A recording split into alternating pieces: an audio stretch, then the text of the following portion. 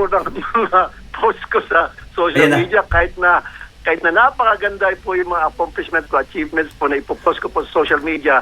Saan doon yung pambababae mo? Ay, naku. Nandun agad yung mga trolls ng DDS. Nandun po yung nangasar, hindi ko naman po pinapansin. Ito po base po sa sinasabi ng aking mga taga-coms. Kasi ako po, hindi naman ako nagbabasa na at nanonood sa social media dahil alam ko naman po mangyari. Puro lang ng mga pang-asa dyan. So sinasabi po sa akin ng coms, Sir, sabi, lahat ng post natin, puro na lang kantsaw at puro mga kabastusan at basura. Sabi ko, anong desisyon nyo? Wala sir, wag mo na lang panoorin, wag mo na lang basahin. So, gano'n na nangyari. Anong desisyon nyo? Off na lang natin yung comment section na Mr. Tulfo. Sa bagong interview ni Raffy Tulfo, mga kadnatik, sa DZMM na sobrang bias, naapektahan na, nasaktan siya sa mga bashing na naganap sa kanyang page, mga kadnatics. At lahat na lang daw ng post nila ay, tinatarget, tinatawanan, at iba pa. Kaya in-advise na siya, mga kadnatics, na wag na lang basahin yung comments. What? Paano babasahin? Sinuspend nyo na yung comment section comment box. Well, anyway, eto mga kadnatics, panoorin natin. But before anything else, nako, galit na yung mga Muslim brothers natin. Natatandaan na kikwelyuhan daw ni Erwin Tulfo si Senator Alan Peter Cayetano at pumalag naman itong si Robin Padilla. Eto, galit na galit yung mga Muslim, mga kadnatics, sinabi ni Erwin Tulfo. At eto naman ay shinare ni Senator Robin Padilla today. Okay? Paminawon lang na ito, mga kadnatics. 1 minute. Inuulit ko, hindi po namin papayagan na siya ay kwelyuhan. Inuulit ko, hindi po namin papayagan na siya ay kwelyuhan ng kahit sino man. Dahil kami po ay makikipaglaban para sa kanya. Bilang isang Muslim, kami ay tumitindig para sa isang Robin Padilla. Kung ating maalala, siya ay nagsabi nitong mga nakarang araw. Sabi niya, ang Bangsamoro kailanman hindi sumuko sa mga Espanyol. Okay. So dumepensa sila, mga kadnatics, kay Senator Peter Alan Cayetano at Senator Robin Padilla. Dito mo makikita, mga kadnatics, na ang mga iba't ibang tribo sa Pilipinas ay nakasuporta sa block ni Senator Alan Peter Cayetano bilang isang Senate President. Kasi ito, pumalag din sa interview na to si Tulfo patungkol sa tinawag kasi silang Senate of Malacanang. Sabi niya, paano kami magiging Senate of Malacanang? Hindi kami pwedeng diktahan ng Malacanang. Really? Really talaga? So, bumanat siya. Sabi niya, kayo, Senate ng DDS. Okay. So, Senator Alan daw, kaya mga kadnatics, Senate ng DDS. Pero makikita mo naman talaga na ang Senate ni Senator Alan Peter Cayetano, yung block nila, mga kadnatics, ay suportado ng majority of the Filipino. Makikita mo yan sa hearing na ginanap nila nung Lunes. Hearing kahapon. Hearing daw, tapos pinalitan ng meeting kasi hindi sumipot. Kahit kaalyado nila, mga kadnatics, hindi sila sinipot. Okay? Yung mga resource person nila. Ngayon, ilan lang nanonood doon. Hindi nga umabot ng 30,000 live viewers, mga kadnatics, kahit saang plataforma. Kasi wala talagang silbi naman. Wala talagang silbi. Nanood lang tayo doon, ako, kasi gusto kong malaman kung ano yung pinagsasabi nilang mga kabalastugan. While i-compare mo sa nung June 4, Thursday, grabe, mga kadnatics, umabot sa 200,000 live viewers. Raffy Tulfo, saan yung sinasabi mo na Senate ng DDS lang yung block ni Alan Peter Cayetano? Totoo yung sabi ni Senate President Alan Cayetano, mga kadnatics, na there are 2 Senates in the Philippines. Sa Senate, sa Senado. Sabi niya, Senate of Malacanang and Senate of the Philippines. We are in the Senate of the Philippines, mga kadnatics. Okay. Eto, paminawan na to ang interview ni Raffy Tulfo. Kawawa naman talaga. Ayan, iyaking Tulfo. Ayan. Dan Peter Cayetano, dalawa daw yung Senado. Senate of the Philippines and Senate of Malacanang. Pinatutungkulan po yung grupo ninyo. Payag ba kayo doon na ang Senado ay kontrolado ng Malacanang? Dinidiktahan daw ng Malacanang? Mali po yung sinabi ni Alan Peter Cayetano. Number one, kami po ay nag-take over by virtue of yung tinatawag po na jurisprudence. Alam naman po natin, Supreme Court 1949, Avellino versus Cuenco. Marami po. Tapos marami pa pong president after that. Yung kay Drilon, May 5, 2015, na nagkaroon ng quorum dahil sa 12 na members present. And then, on top of that, marami po mga dean, mga professor, sa iba't ibang university ng law, IBP. at saka yung mga ex-justices, IBP, Oo. na pumapanig po sa amin na kami pong legit. Tapos pang-apat po, recognize po kami ng executive. Pang-lima po, recognize kami ng House of Representatives. So, Kamara. nakarami po lahat ng Malacanang. side. Now, kaninong side Nasa kanila daw lahat ng side, mga kadonatics. Nahiya naman tayo. Oh, lahat daw. From executive to legislative. Okay, ang Kamara nakasuporta sa kanila. Attorneys pa daw, mga kadonatics, nakasuporta sa block ni Gatchalian, mga kadonatics. Nako! Paano yan? Ahensya ng gobyerno yung binanggit mo. Paano ang taong bayan? Tinanong mo ba? Rafi Tulfo, tinanong mo ba na nakasuporta ba yung taong bayan, yung majority sa inyo?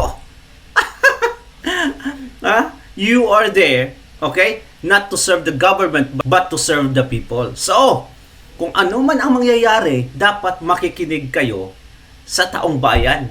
Hindi sa Malacanang dahil nirecognize kayo. No, you are not working for them. Hindi dahil sa HOR sinabi na nirecognize din kayo ng IBP at kung sino pa. No! You have to listen to the clamor of the people. Kung ano yung boses ng majority ay dapat yung pakinggan nyo. Yan, mga kadonatics, malalaman talaga natin na they are Senate of the Malacanang. Malacanang daw, in-acknowledge daw sila eh. So, what about the people? In-acknowledge ba kayo? Di ba? Totoo yung sinabi ni Senator Alan Peter Cayetano. Dalawa talaga, mga kadonatics. Okay. Kawawa, kakahiya naman. Alright, padayon tayo. po si Alan? Siya po ang Senate of the DDS. Of the Paano yun? Pakiulit po ng Naputol, Senator Rafi? Paano yun? Excited yung DZMM reporters?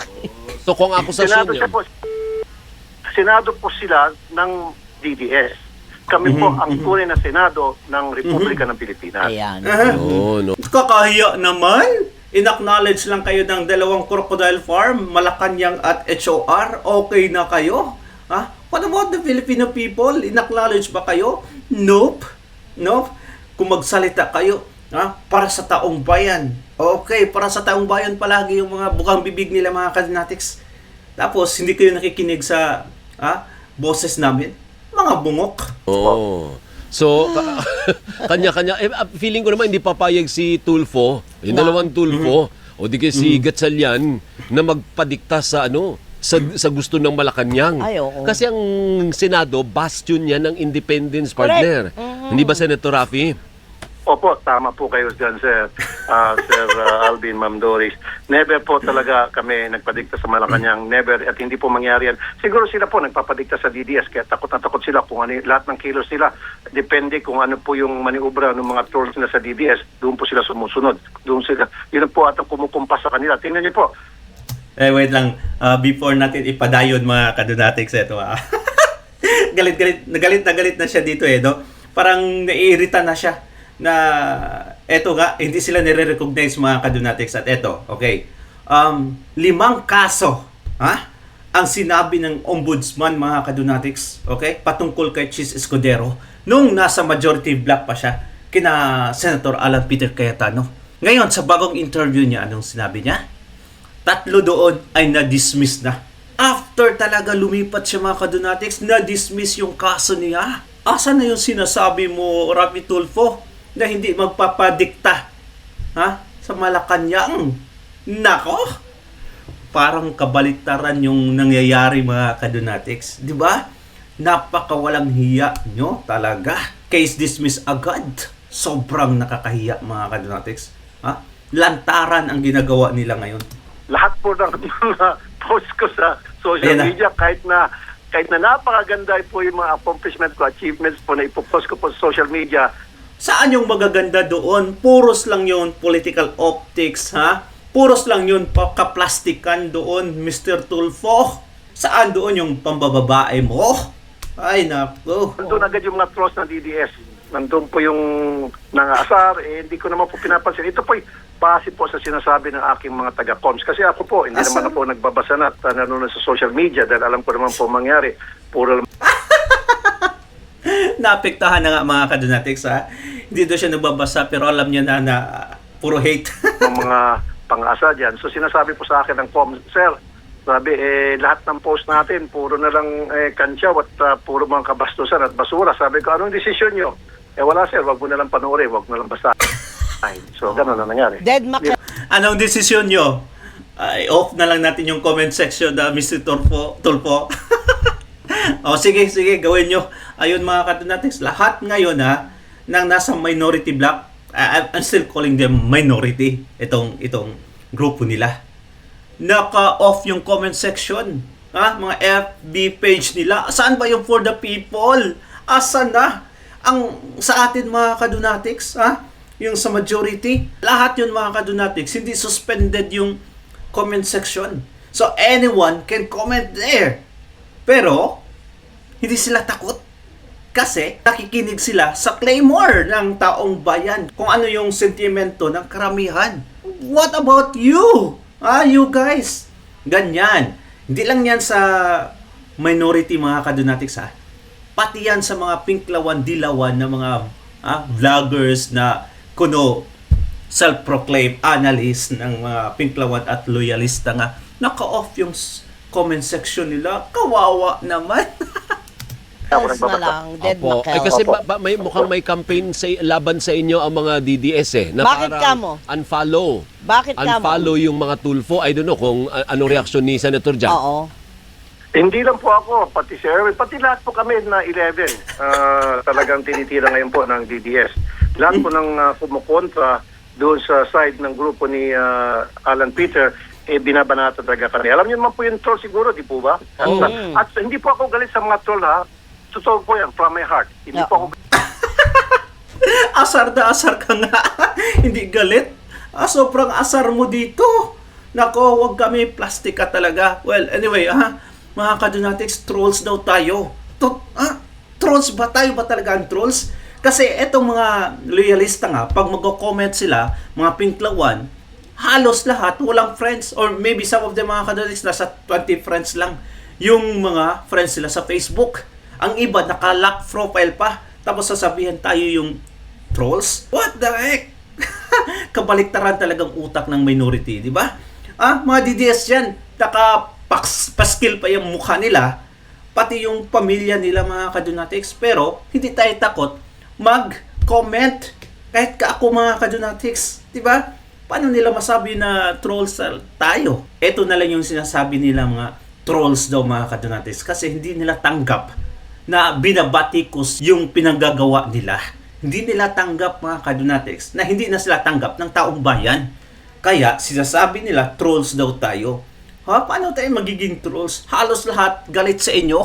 Lahat ng taong bayan. So halos lahat ng Pilipino trolls pala para sa inyo.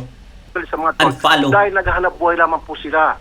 Kasi nga po, kung tinanggal mo sa kanila yung pagiging troll, ano pa po ipapakain nila sa kanilang pamilya? Di ba? Pagbabayad ng kanilang rent at bills. So, trabaho lamang, walang personalan. So, I don't have anything against them, truly. Opo, Kasi opo. naghanap buhay lang sila. Oh. Hindi na siya nasaktan mga kadonatics, pero sobrang saktan talaga. Sobrang nasaktan sa mga trolls daw kuno, naghahanap buhay. Anong sinasabi mo? Na kami ay binayaran? Wala nga kaming pera. Wala talaga itong, ay nako, ewan ko talaga itong, hangang-hanga tayo kay Raffy Tulfo noon. Alam nyo yan, simulat nung pumasok siya sa politika, nag-iba na yung takbo ng isip niya. biglang isip kriminal, isip rebelde ng mga kadonatics. Yan ang mangyayari pag alam mong may korupsyon pero hindi ka nagsasalita. Sabi nga ng isang Nigerian, mga kadonatics, African, I hate corruption but I would defend it to death if I'm part of it. Eto mga kadonatics, yan ang nangyayari sa iyo. Sana hindi ka na lang umalis or nag-focus ka na lang sa Rafi Tulfo in action kasi mahal na mahal ka ng Pilipinas, ng mga Filipino. Ngayon, ano na? Views nyo bumaba. Plastic ka talaga. Woe unto you. Karma will hunt you down, Mr. Tulfo. Hindi kaya ang dahilan kung Kaya bakit... hanap buhay na baluktot, pero okay na rin kaysa magnakaw. Ayun, Kaysa tama. tao. May tama Diba? naman. May tama Opo. ka doon, Sen. Di ba, Nicole? Pero yung meron kayang... Kaya okay nga talaga. Okay yan. Kaysa hindi lang magnanakaw, nagta-traffic pa ng mga babae. Kawawa. Kakahiya kayo. katotohanan yung sinasabi ng ilang mga kaibigan kong marites na kaya ka tinatarget ng mga ganitong klaseng negative, pati na rin yung kapatid mo na si Sen Erwin, ay dahil paunti-unti ay kayo ay pumapantay na doon sa isang nagdeklara na siya ay tatakbo. Samantalang For kayo... 2028 elections. Oo, for 2028. Samantalang kayo, nagdeklara naman po yung magkapatid, ayaw namin. Oh, wala, 'di ba? So what's the reason na nasiraan sila? Anong klaseng journalist to? What's the reason na siraan sila? Hindi sila tatakbo. At mga kadonatics, tayo sinisiraan ang mga Tulfo. Sira na sila. Ano pang sisirain natin sa kanila? Kawawa naman talaga. Well, anyway mga kadonatics, comment down below at babasahin natin yung malupitang comments para kay Mr. Tulfo. At sa minority black mga kadonatics, babasahin natin yan lahat. Okay? Don't forget to like and subscribe. Thank you so much and God bless you mga kadonatics at palagi. Bye-bye.